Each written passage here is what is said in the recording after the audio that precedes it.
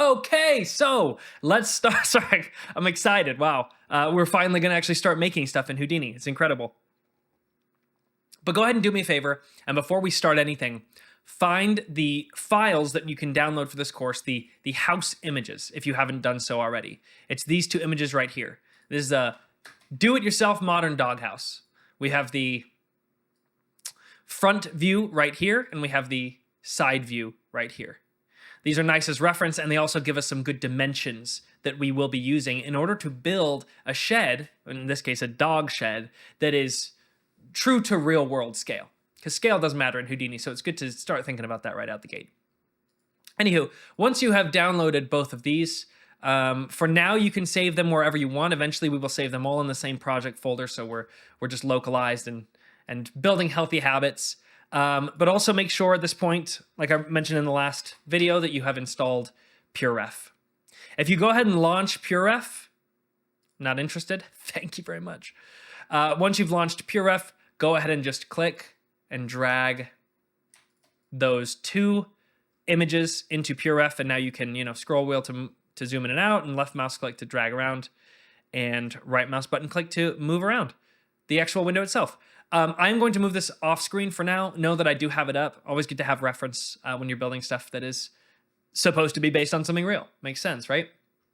Okay, with all of that done, let's officially launch and create our first project. Now, I told you guys I'm weird.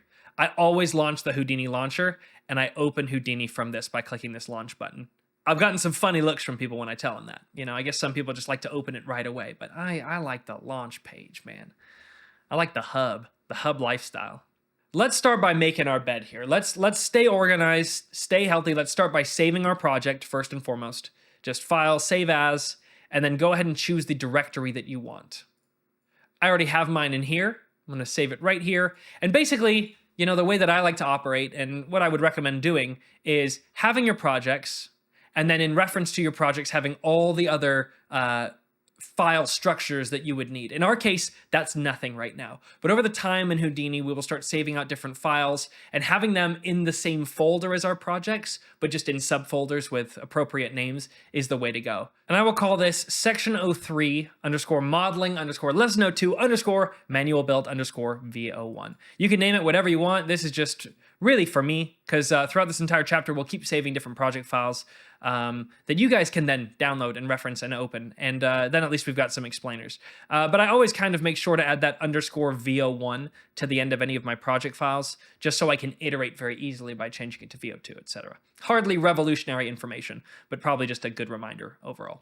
So with this done, I will hit accept. Now we've created a save file.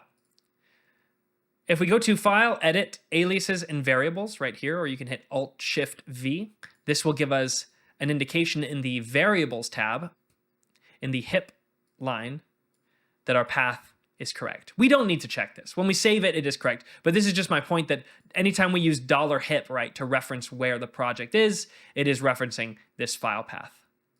And that's really all we need to do at this stage. We've got it built. We're all ready to rock and roll. As for building a shed, there are a couple ways to go about it, but I figure let's start off with the simplest one. Just building it manually, not worrying about proceduralism, not worrying about all the cool tricks that you can do in Houdini, just building something from the ground up using the tools inside of Houdini. Now, in order to create a geometry, right, in the OBJ context here, we can hit Tab and type geometry. Again, this will give us our containing box, so to speak, in which we can actually build our shed. Now, when it comes to organization, very important to stay on top of that. So I like to double-click that name and give it a prefix of build whenever I'm building something, just so I know inside of that are the actual building blocks for the geometry itself. At this point, you can just underscore it and call it whatever you want. In our case, we are building a shelf. So build underscore shelf. I also like to color code all of this stuff as well. So highlight the node, hit C, and then pick a color that you feel appropriately illustrates a build. If that makes no sense, you can pick blue like me. It's just a habit I've gotten used to. So I know that blue nodes are typically build nodes in my structures, and we've got it named here too. Nice and easy to understand in the future. So build shelf. Shed. Whoops. Okay, fixed. So build shed. Now, If we double click to enter inside of this, this is an empty geometry, infinite possibility. But the only possibility we want is the possibility of building this correctly. We have our reference up. I'm going to zoom in a little bit. And you'll notice that right away, we have a picture that not only helps us understand how it's built, but it also gives us real world dimensions. 36 inches across, 60 inches deep, and around 50 inches tall, right? If we want to make this to real world scale, we can start with a box. You can also type cube, ironically enough, and it will still create a box node. 2 different names for the same node, for however you like to type. But we have our box. Now, I'm going to move this off camera again. But we have our starting box, and right out the gate, I'm going to say, name your nodes. Let's stay on top of this. I know that when I look at this, I'm going to segment this into different pieces. Okay, we've got our overall base. Yeah, I can see lines here, so it's technically not like one solid piece, but, you know, for my intents and purposes, I'm just going to make this one solid piece. Then we've got the planks. We've got some of the like the base structures here. We've got the side planks, the top roof itself, and the support beams up top. And so each of these we're going to approach separately, merging together each section as it is completed. Starting, of course, with the base. Now, if I have my box here, the first thing I really want to do is I want to set this box to be on the ground. You can see through the grid, right? This grid is at the 0 on our y-axis. It is perfectly on the ground, so to speak, in 3D space. And we want to sit this cube on top of this. Now, if I hit spacebar 2, or spacebar 3, sorry, we'll enter the right view. So we're looking at it from its right perspective. And I want to just shift this up, its center up in the world. If you think about it, when it's creating this geometry, if I click the handle here, when it's creating this geometry, it's choosing, based on its center, where it wants to start actually creating the geometry, equidistant on both sides, right? If we are starting creating the geometry where this is, then if we start it creating it at 0.5 and we make it a size of 1, well, it's going to basically push out equidistantly on both sides of this 0.5 in each direction to give us that one number. And so in this way, as long as the value is 1, it will sit perfectly on the floor. So an easy way to think of that is if the center is half of the overall size, it will always sit on the floor. Now, we don't want it to be this big. Spacebar 1 to re-enter perspective mode here. And we don't want it to be this big. I mean, we can see from the picture, it's very thin. Now, it doesn't say exactly how thin, so we can kind of guesstimate a little bit. But let's just shrink it down. When we're shrinking down a box geometry like this, we have our handle on the screen, right? And this handle is very, very helpful. There's different ways of manipulating the geometry. These squares with the arrows coming out of them, if you click and drag on those, these are the directional scaling tools. I can scale any side that I want to. But that's not all I can do. If I hold Shift and I click and drag on one of these, it will scale both sides of that. Top and bottom, front and back. And if I hold Control and I click, it's a universal scaling. You can also rotate, you can move, you can do all sorts of stuff, a lot of flexibility there. But undo all of that, that is not the point, right? Let's get back to this, where we've got a size of 1 and a center of 0.5. I want to squash this down. Whoops, I want to make sure we get that right on this part of the handle. Squash that right down. Now, I'm going to be toggling between the different orthographic views a lot, right? Orthographic being essentially an infinite focal length. In an orthographic perspective, everything you see is true to scale, whereas if we're zoomed in on the camera here, this corner looks bigger than this corner because we're closer to this corner. But in an orthographic perspective, everything is squashed almost into 2D. So while this is still farther away, in an orthographic perspective, it will be the exact same size as the corner that is closer to me. In this way, we remove all perspective, which can be a problem when modeling because you're not seeing it correctly. And we are seeing essentially a perfect 2D squashed replication of, the geometry that we're modeling. If I hit spacebar 3, I'm going to enter the front view. You can see up here. Spacebar 3, I can toggle between the front and the back view. Spacebar 4, the right and the left. Spacebar 2, the top and the bottom. And then spacebar 1 brings me back to perspective. So if you see me moving around, that's what I'm doing. So I'm going to enter the front view, right? This is Basically, we're on the z-axis, we're looking down into the negative z-axis from the front. And what I want to do is I want to just squash this down a little bit more and get an approximate height that feels right. Now, looking at this, if I had to guess, I'd say somewhere in there is fine. You know, we'll round out this number too. I'll just highlight this and just make this a flat 0.6. We've got it sitting on the ground there. That's nice. Now, the width we actually know, as do we know the depth, right? 36 inches across. Now, in Houdini, all of the parameters of the world scale here, all these numbers that we see on the grid, are meters, right? That's how it's scaled. The world scale in Houdini is meters. And so what I can do, and I do this all the time, is just head on over to Google and type 36 inches in meters. And what do we get? We get a result of 0.9144. So we know right out the gate, I'll just copy that value. And on the x-axis here, right, you can see, I will paste that value. Now, this width is perfectly mirroring this width. Now we've got 60 inches deep. So again, we'll just pop over here, 60, 1.524. I'll copy that and I will paste that on the Z, right? The depth. So now we've got that base is pretty accurately built. It looks like it's a little taller, so I'll just bump it up a little bit more. And again, I'll round that out. Let's go 0.08. So that's lovely. Next, we want to build the actual planks that sit on top of this, right? But before we do that, let's call this base. And then I will make another box right next to it. And I will call this plank. Ha! I can't spell. Plank. There we go. So for the plank, we will enter, let's go in the front view and shift, click and drag the top to bring down the thickness. Because again, if we're looking at the planks, they're a lot thinner than the base. So we're just going to eyeball this until we're happy. You're going to shift, click and drag on the sides too to make the approximate width. And then we'll just take that up. Zoom in and set that somewhere there. Now, spacebar 2, I'll enter the top view. And, I mean, we can see the planks run the entire length of the base. So we'll just go ahead and, I mean, if anything, we'll just copy the Z size of the actual base itself and just paste those values there. Now we have planks that are the exact same size, and we'll move that all the way over to the very edge, as close as we can to being perfect there. Okay, awesome. So we've got our first plank set. Now let's merge these together. With a merge node, we can plug in any geometry and essentially combine them into one geometry, right?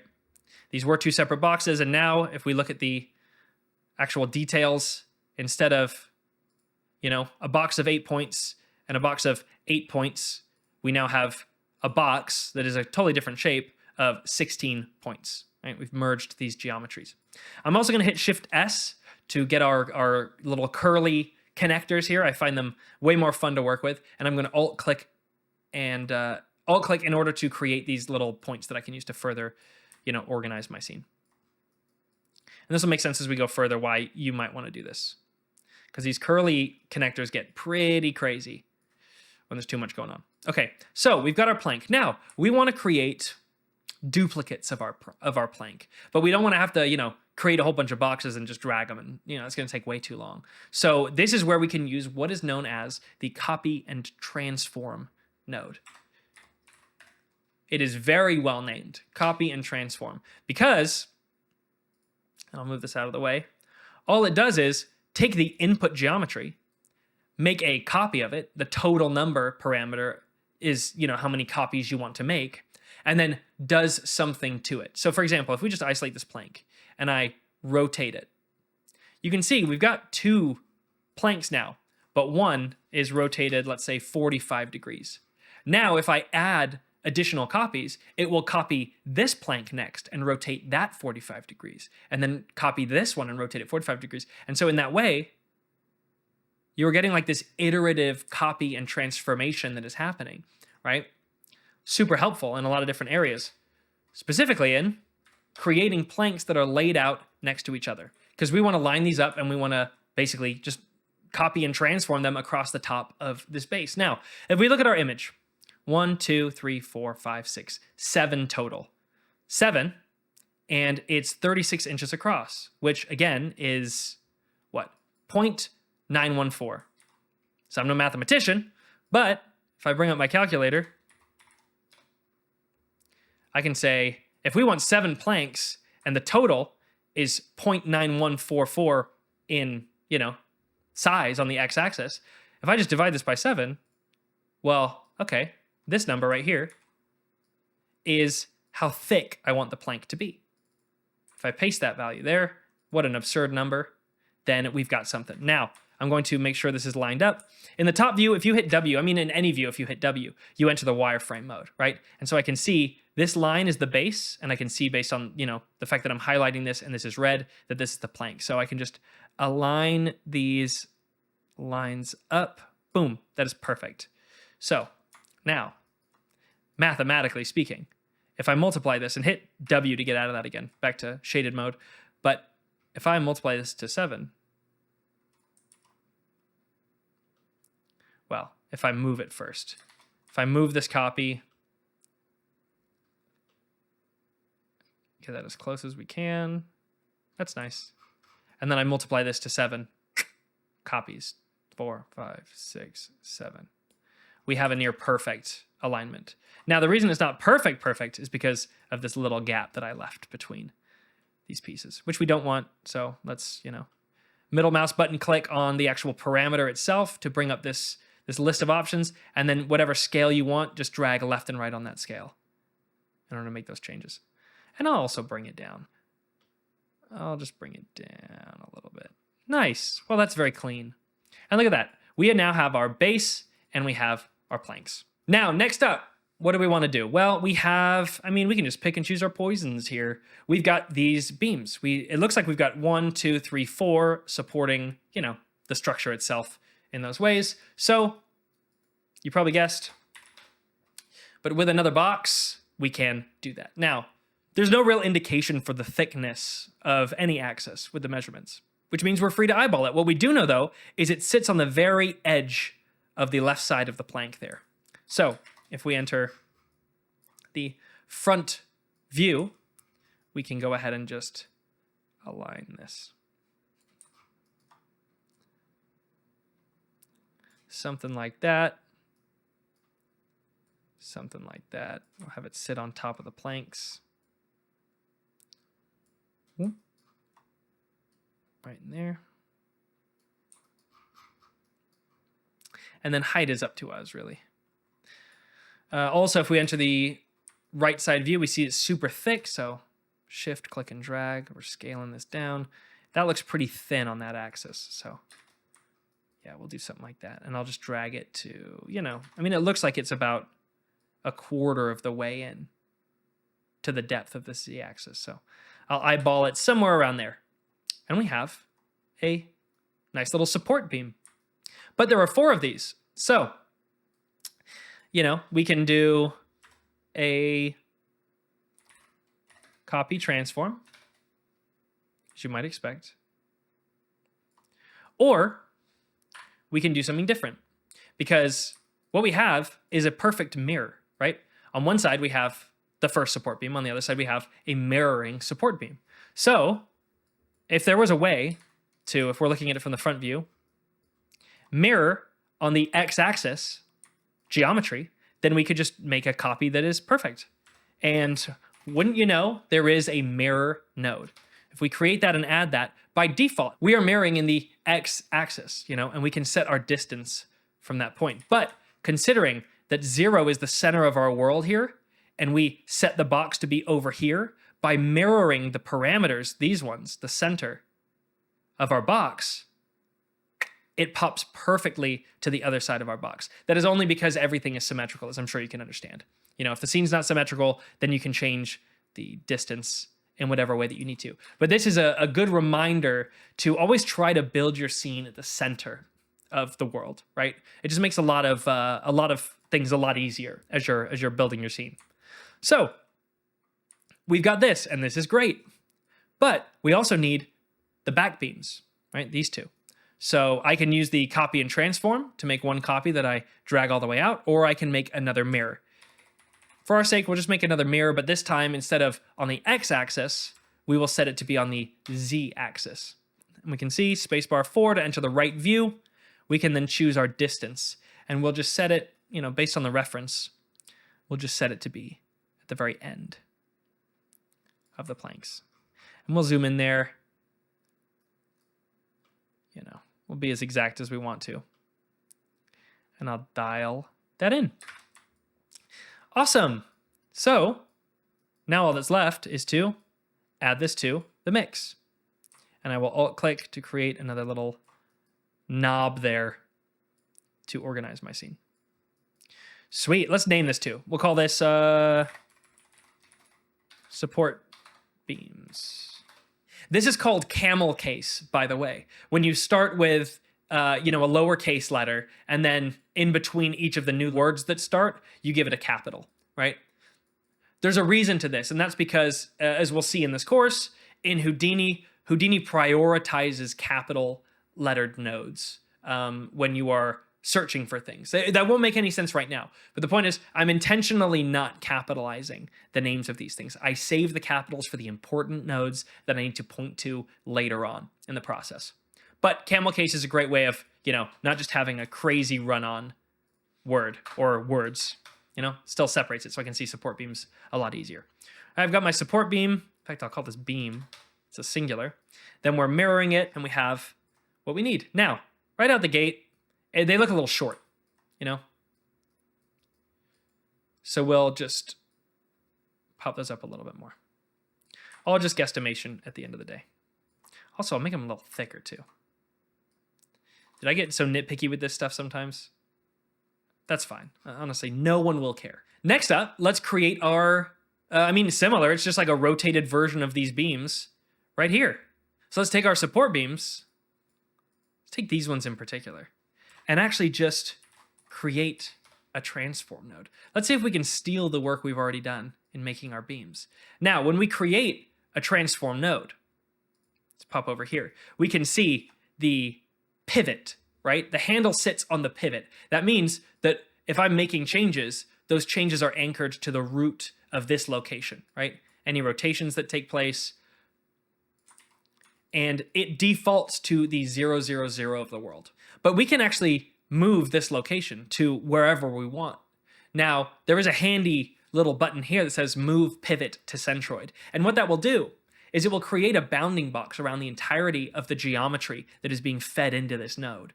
And it will find the center point, the centroid of all of that geometry. So considering, if we're looking from the center here, it'll draw a box around here, and it will pop it right into the center on every axis, right? So it'll pop right into the middle when we click it.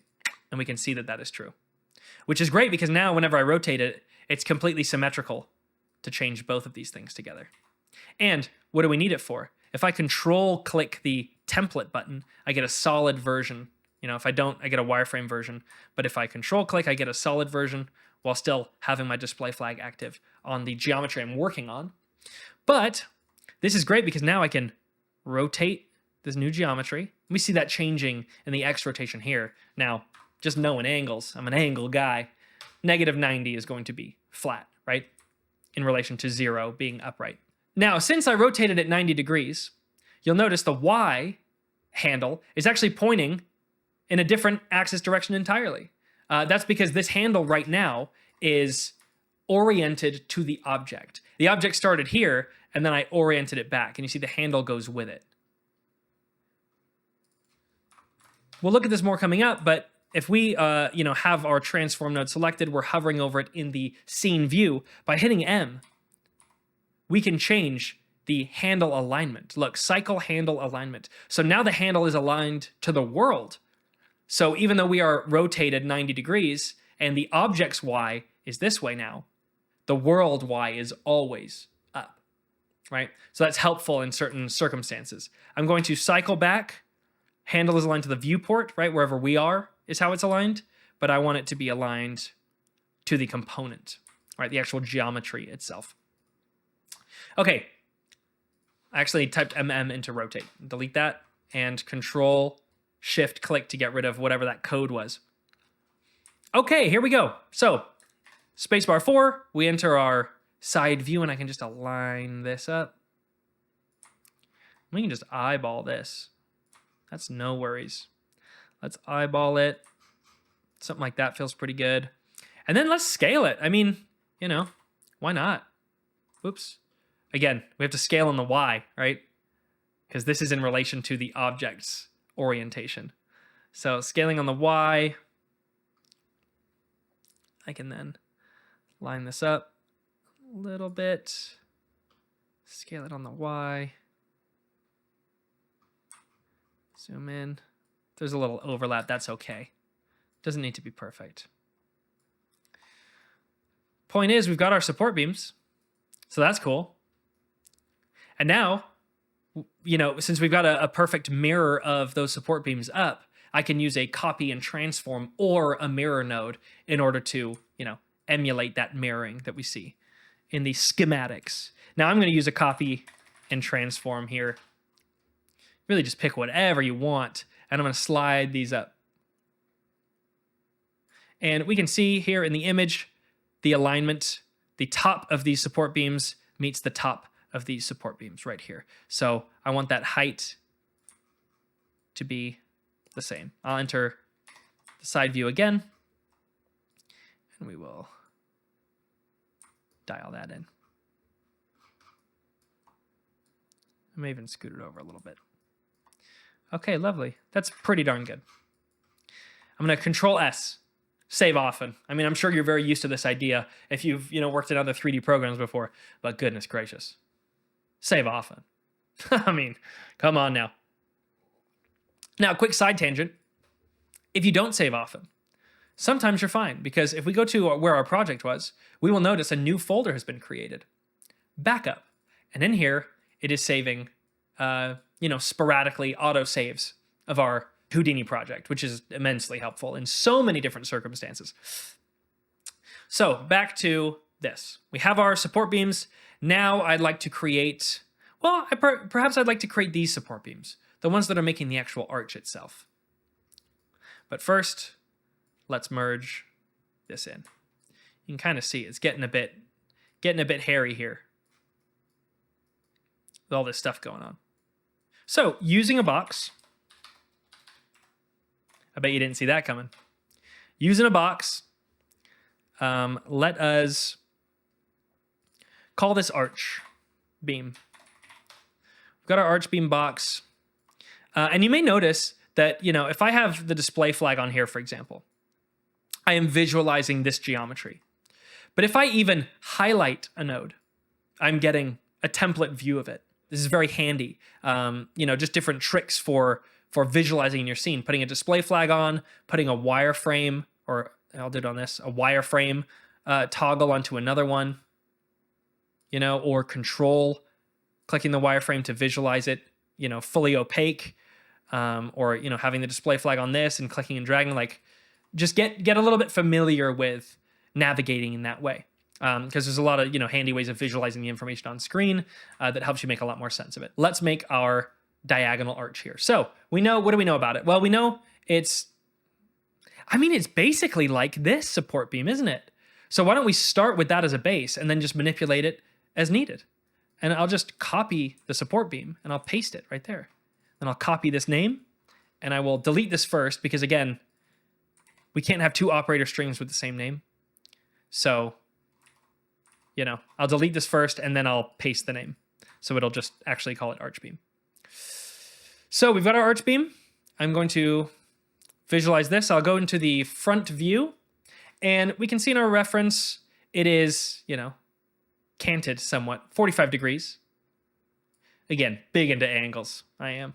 So if we go negative 45 degrees, we have what we want. You know, if you look at the example here, we see that this corner is perfectly aligned, right? So we want this part of the geometry to be like right in line with this. So let's just shift this up. And we also see that it's, you know, a straight line all the way across. So we need the left side to at least be as low as this corner. So I'll move it down. Right? Hope that makes sense. Just aligning those things right there. Somewhere in here is totally fine. Now we also need it to get to the halfway mark. So since we are editing the box, I can click and drag on the top of this and just make it long enough to reach the center of our world here. Okay, let's check the other side here. Let's check the right side, make sure we're aligned. That looks pretty good. Looks like we're aligned pretty nicely. So at this point, it just comes down to creating a mirror for this as well. In that way, we have a beautiful support beam.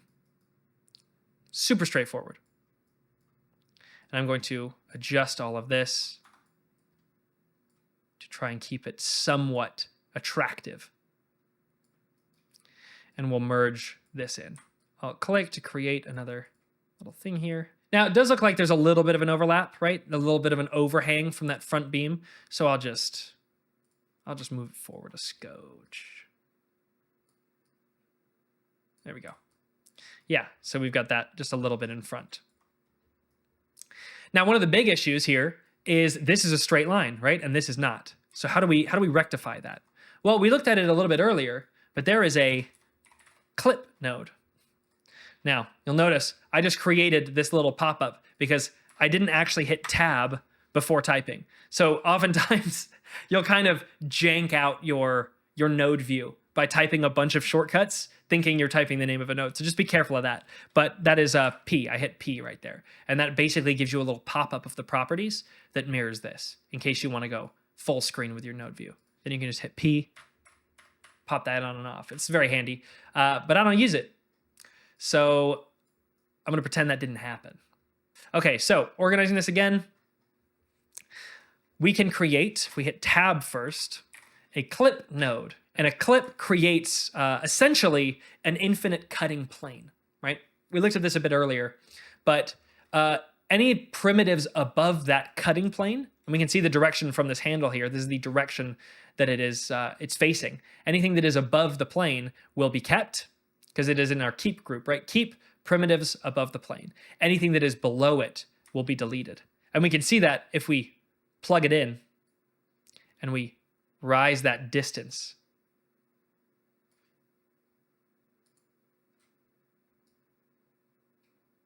It will cut our geometry, right? Now, again, this is being piped just into these beams. So, we're looking here. It looks like it's not cutting, but it's just cutting from this stream because we got them separated. So what I can do is spacebar 3, and I can eyeball this and just go, hey, cut to, let's just say right there. That's nice. That's very nice. The problem is, though, when the cutting plane cuts, it creates these holes in the geometry, which can be a problem for things moving on. So we want to patch these holes, right? Even if we don't see them.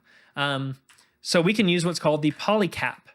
Now, the polycap right here, this is, like we've seen in so many other nodes before, a preset setup of a different node, right? It's actually called the polyfill node.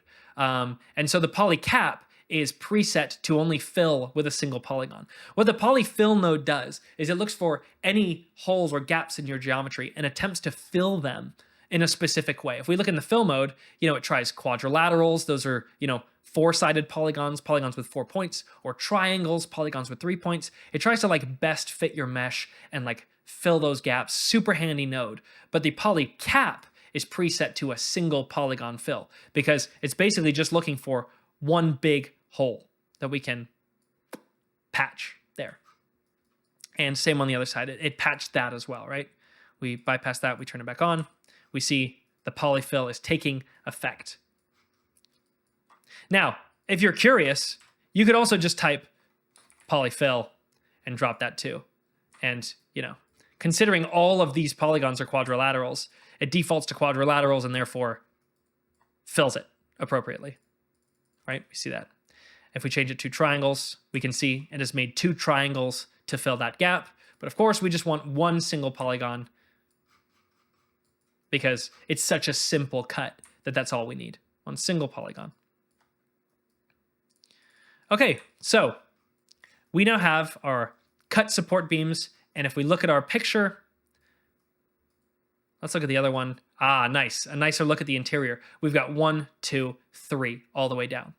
So you can probably guess what we're going to do next. We're going to use a copy and transform node. And we are going to scoot it back on the z-axis. So if I'm looking at the top view here, and we look at this, the last beam ends basically at the very end of the entire thing, so right here. So what I can do is I can up my total number of copies to 3, because I know I want 3, and then translate it on the z-axis, in this case the negative z-axis, until it reaches the end. Ah, right there.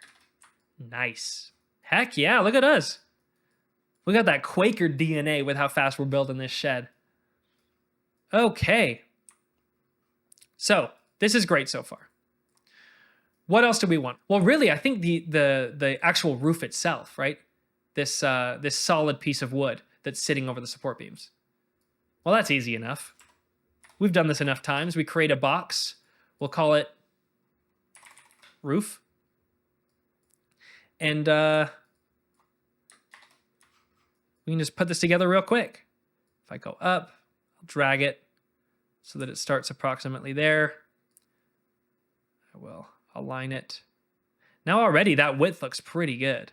We can get in there and, make sure we're exact.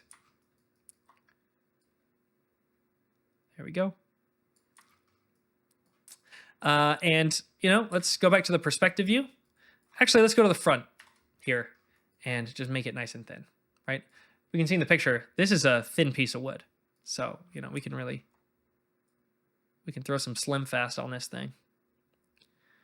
Nice. And let's align it to the edge right there. Just because we're perfectionists, oh yeah. Oh yeah, baby. Client's going to love this. Now, I want to rotate this, right? I want to rotate this to lie flat on the top of this support beam, right? I want this to lie flat here. If I rotate it here, well, that's fine. I mean, I can rotate it 45 degrees and just drag it into place and then rescale it. That's totally fine. But just for the sake of exercise, let's instead rotate it from a different anchor point. Right here, this bottom left corner, if this could be our pivot, then we could literally lay it flat from the base here. That would be faster and better.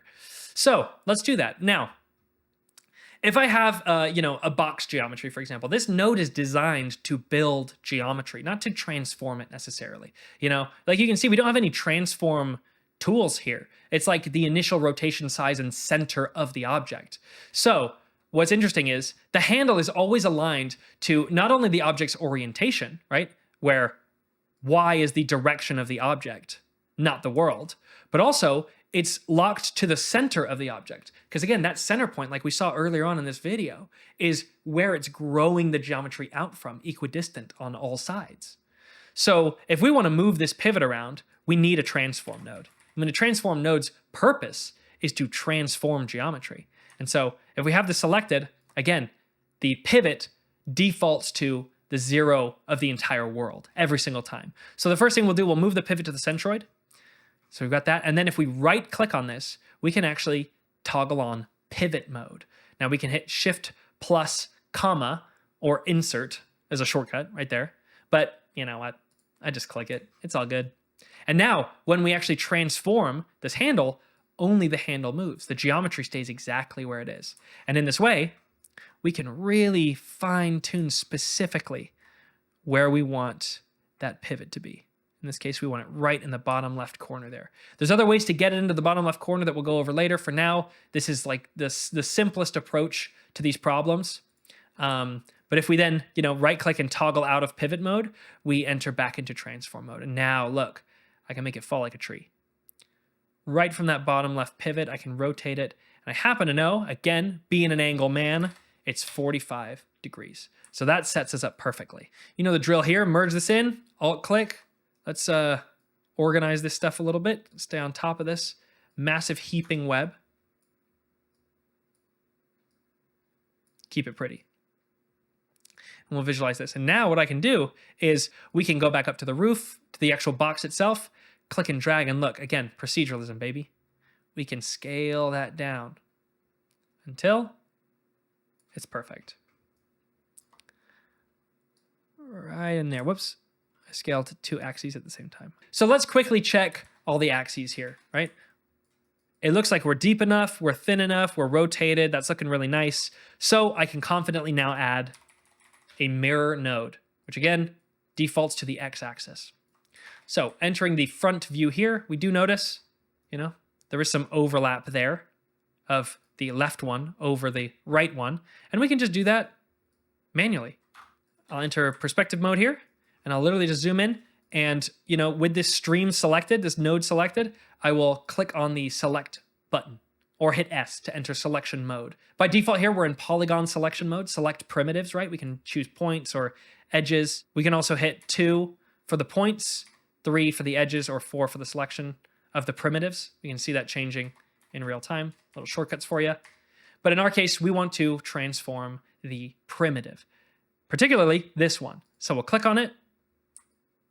Kind of hard to see. So we'll just throw the display flag on there. Now, a shortcut when you are selecting geometry in your scene is T for transform, R for rotate, and E for scale. By just highlighting a polygon and hitting any of those, look, it created an edit node, right? That we can use to actually make changes to our geometry. In our case, though, let's do it the long way just so you see. I create an edit node right here. I want to edit this geometry in some way. In my case, I want to select a specific group of points or primitives. So I'll choose this primitive, and then I'll hit enter. And I can see, if I turn on the polygon numbers or the primitive numbers display here, I can see that this is the 8th primitive in my scene overall. At least in this geometry stream, it's number 8. Which is great. It's selecting number 8, and then I can do a transformation to that in here. So let's turn that off, and then let's actually do a transformation. Now, again, like any transform node, our transformation tool has centered itself at the 0, 0, 0 of our world, right? So we can change the pivot transform up on the y-axis. Or again, we can enter pivot mode here and drag it up ourselves. It's all the same control at the end of the day. So I'll enter into this. And I'll square this up. I can rotate it. And then if I exit pivot mode, I can then just drag this up in that way. Right? So we've got that overlap. While we're here, I'll show you a different way to do that that's even better. We can create an extrusion. Now, an extrusion is basically an additional set of polygons that are being pulled out of another polygon. It'll make sense when we see it, but if I do poly extrude, and we drop that down instead, this wants to extrude new geometry from already existing geometry. In our case, in the group, we can choose this little select button. I can select my primitive that I want to extrude from and hit enter. And now you'll notice a little handle. This handle is derived from the normal of the polygon, the primitive, right? I'll use those terms interchangeably, polygon and primitive. I mean the same thing. The primitive has a direction out from its surface, right? And that handle is pointing out from the surface, right? We can see extrusion mode here is set to primitive/edge normal. The normal is this direction. So by clicking and dragging on this, look, we create a new piece of geometry from that end primitive that we can, set the size of however we want to. Very cool, right? And honestly, a lot cleaner than trying to do it with an edit node. Every tool in here has its place in time. But using that poly extrude node, we have done what we needed to do. So if we merge everything together, we now have a shed. We still need to get these internal structures, right? These ones right here, 1, 2, 3. And we can do that very easily with more boxes. So we'll do this a little faster now. I'll call these roof support. I will enter into the front view, and I'll just eyeball this, really. They look like they're somewhat deep. I'll guess the height for now. I'll just move those roughly into position. And I know, I'll move this out of the way. I know that if I'm rotating it, all of this so far has been 45 degrees. So hit 45 degrees there, and I will align it to the start of the roof itself. Entering into the top mode, I can then shift it back in 3D space. I don't know where I want this to be yet, but these are running long ways. We'll do something like that. I mean, it looks like they go about half the distance each, give or take. So I'll eyeball this. If I go inside here, it would be helpful to, control click on that, and then I can visualize this instead. And now I don't really know where to put this that's not in the way. So I'll just leave that there. I'll bring down, shift and click the height of this. I'll push in the depth of this. It's like half the depth of the support beam there. So as long as that is aligned to halfway, I'm good. And then really I just want to expand it until it goes right through the wall there, just right before that. Then I can change its depth to be about halfway. Lovely. And then same for this side too. We want to expand that until it is just penetrating right there. Very nice. Amazing. Now it does look still a bit too tall, so shift, click and drag, make it a little thinner. And then I will just drag that down roughly around here. And we are not seeing it because we need to merge it in as well. Once again, we need to clean this up. Now, you're probably thinking, why don't you just use more merges? Yeah. You should. You should. This is a quick build, though. I forgive us. Typically we can merge sections and then call those merge nodes what those combinations of things are and stay more structured in that way. And we definitely will moving forward. This is more just an introductory video to, thought processes as we're building something. So the roof support is great. Alt-click. But of course, there are more than that. So, I'll copy, paste, and then I'll just drag this one up a little bit. In fact, I may even drag this one down a little bit. And speaking of adding merges, heck, why don't we just add one right here? We'll merge these two together before merging them into this pipe. So now we can see them a little bit better. Yep, very nice. And then we'll make one more for the other side of the beam. Scoot it on down. And then move it on to like roughly the middle here. I'll eyeball this.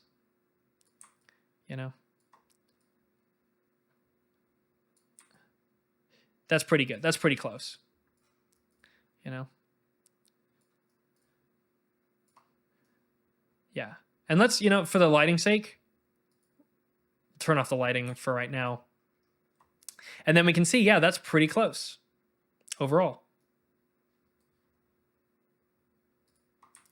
Now we're really close.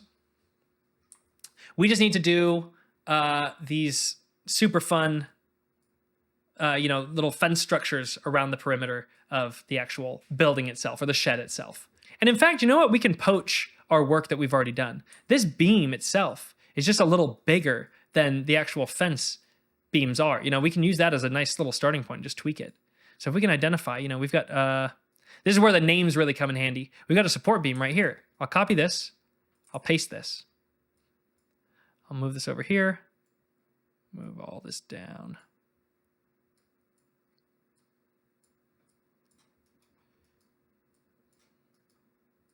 And we'll call this fence plank. And this, right out the gate, I'll go to the front view. We know it's thinner. Definitely thinner. So I'll make it thinner. It's also, let's move it out from there and go into the side view. We know it's a lot thinner there too. Okay, but height-wise, it's pretty good. Technically, it's a little bit taller. So maybe we just, go ahead and put that into position right here. We'll eyeball that. and we'll rotate it. We'll rotate it negative 90 degrees to make it nice and flat there. I'll enter the front view. We'll line this up. And then I'll just literally extend, because again, we're working on just the box node right now. So I can literally just drag and extend it to make it longer. Sick, that's great. Now we'll just drag it in, boop. And again, let's go the left side, right? We can't see through the right side here. But again, if we hit spacebar and 4 again, we go to the other opposite end of that orthographic view, to the left side. And this is where we want to be. So let's line this up. We can see from the image, it lines up perfectly with the front.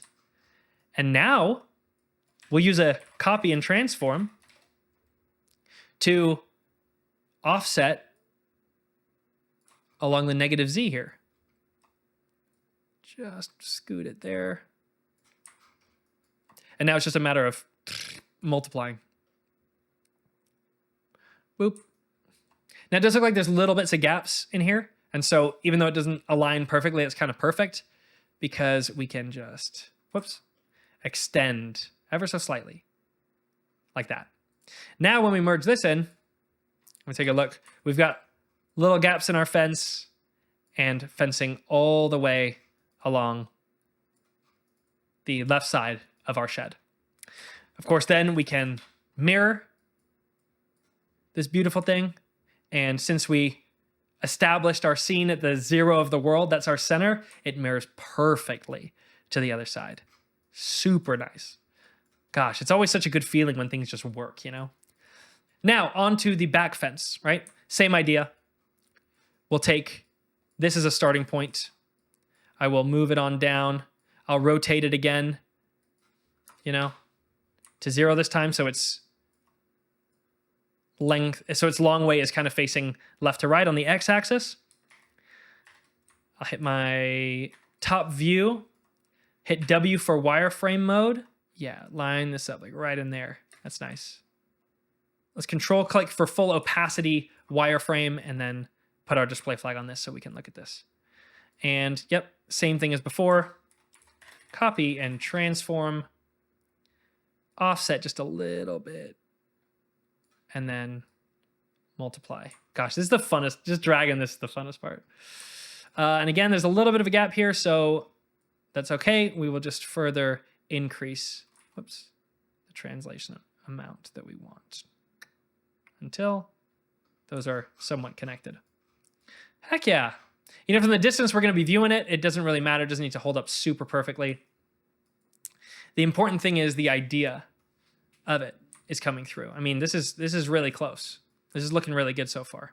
And I hope that through this repetition, you're starting to get the handle on navigating in Houdini. That's at least the goal of this particular lesson.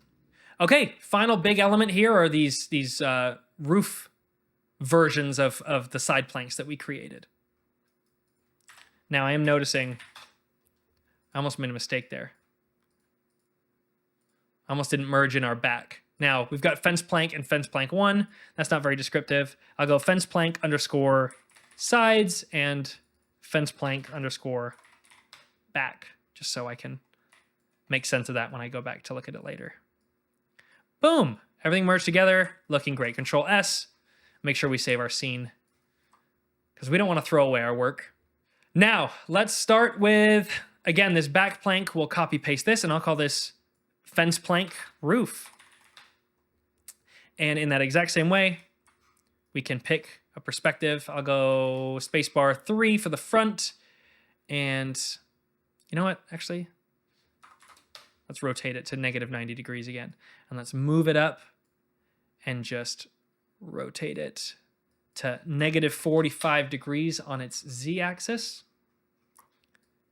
Line it up and take it to the top. Now, for our sake, let's just do this. Line it up to this part, because we can always extrude the tops later after we've mirrored it to the other side. So we've got it there. That's feeling pretty good.